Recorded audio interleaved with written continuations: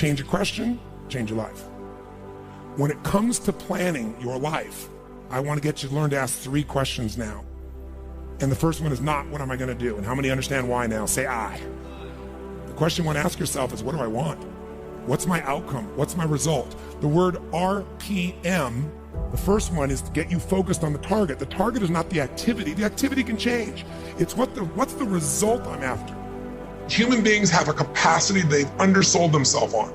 We think that the outside world determines how we feel. If people have to behave a certain way, if your husband or your wife or your kids or your coworkers or whoever, your boss, has to behave a certain way for you to be happy, and if they don't, you're unhappy, then you're always going to be unhappy, because the more people around you, the more they're going to change that, because they're all human, right? And if you have to be a certain way to be happy, you're going to violate it too. So my invitation is, as great as it is to achieve, more important to enjoy.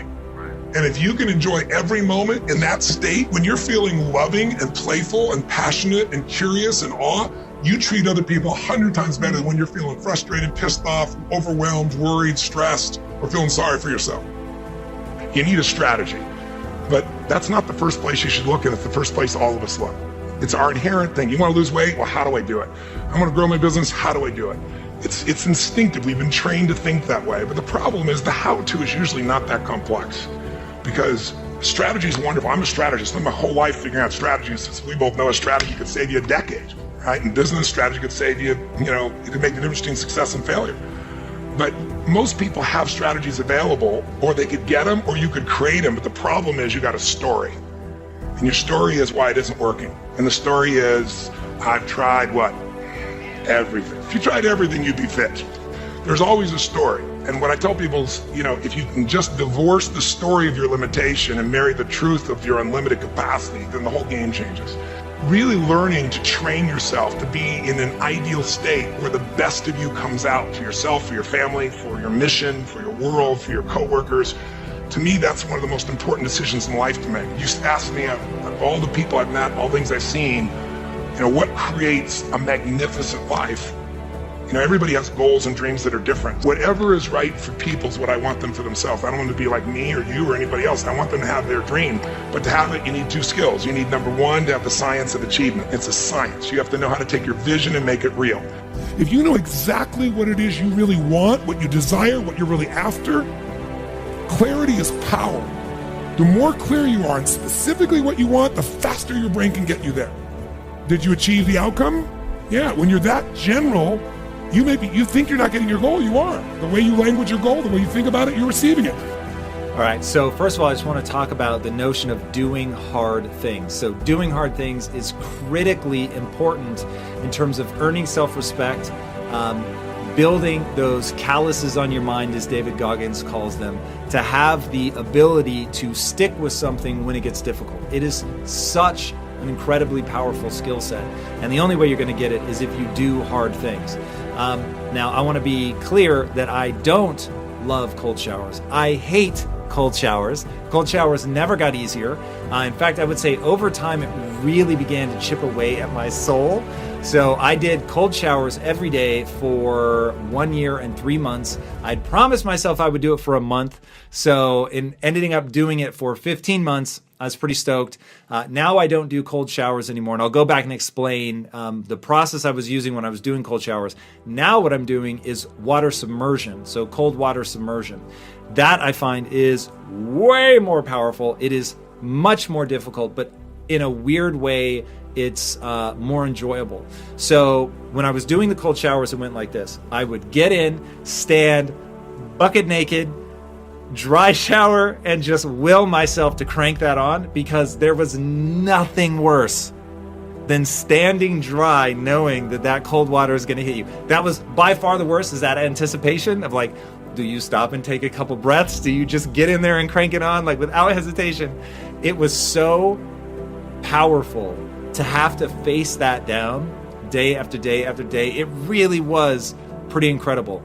So that made it more difficult. I did not find it hard if I was taking a warm shower. So Wim Hof, the Iceman, recommends that you do a warm shower like normal, but then you end on, he suggests to start with 30 seconds, you end cold. I actually didn't find that hard.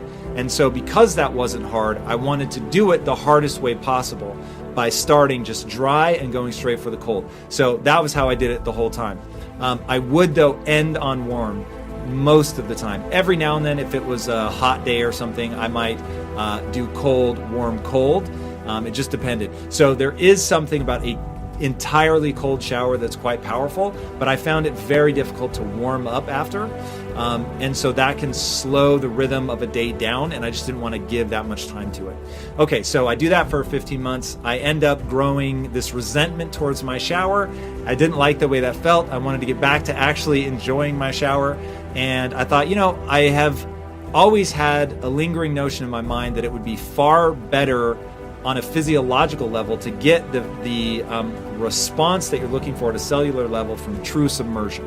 And since I have a swimming pool that for most of the year it's not heated, I thought, well, I'll just start going in the pool during the winter months. Pool gets down to about 58 degrees. That's plenty cold, let me tell you. And it is so much more intense than a cold shower because there is no part of your body that isn't getting the life force sucked out of it by the cold. And so, one, you feel like a total badass doing it, and you get that self-confidence, you get that, like I'm here, I'm doing hard things, I'm pushing through. So that gave me a lot of confidence that it was having the kind of physiological effect that I was hoping it would have. So if you can do submersion, I highly recommend it. I would stay in the pool water again. It was about 58 degrees. I would stay in that. The longest I did was 22 minutes, excuse me. And by the time I got out, I was moving so slowly, and my teeth, I was so afraid I was going to bite my tongue because my teeth were chattering so hard. And so I thought, okay, that's a little too extreme. So I started backing it off. And then the important part is to warm up naturally. So I wouldn't end up taking a warm shower until, say, 45 minutes later to give my body the command that it had to warm up on its own. That was, I think, more powerful than the cold shower. So now I'm more focused on submersion.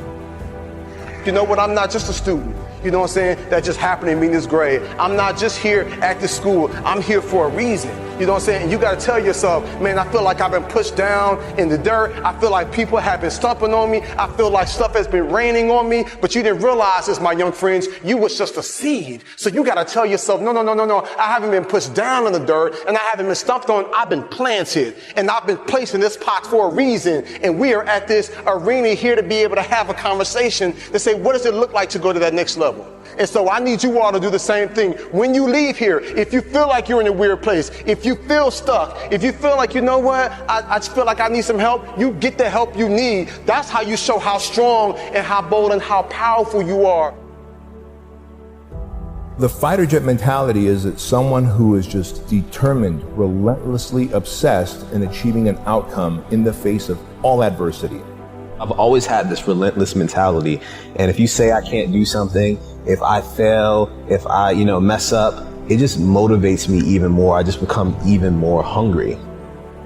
At some point, you got to be tired of not being number one. You have to accept what you're not. You have to, and people don't want to do that.